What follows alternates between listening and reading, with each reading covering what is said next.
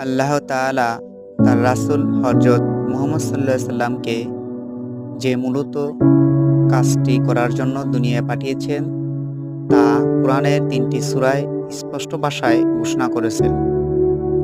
তিনি সে মহান সত্তা যিনি তার রাসূলকে হিদায়াত ও আনুগত্যের একমাত্র সত্য বিধান সহ পাঠিয়েছেন, যেন তাকে আর সব বিধানের উপর বিজয়ী করেন।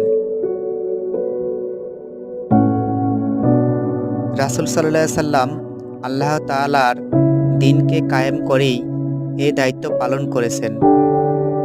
ব্যক্তি, পরিবার, সমাজ, রাষ্ট্র, আইন শাসন, বিচার, ব্যবসা-বাণিজ্য ইত্যাদি সব ক্ষেত্রেই তিনি আল্লাহ তাআলার বিধানকে চালু করে প্রমাণ করেছেন যে ইসলামই দুনিয়ার জীবনের শান্তির একমাত্র উপায়।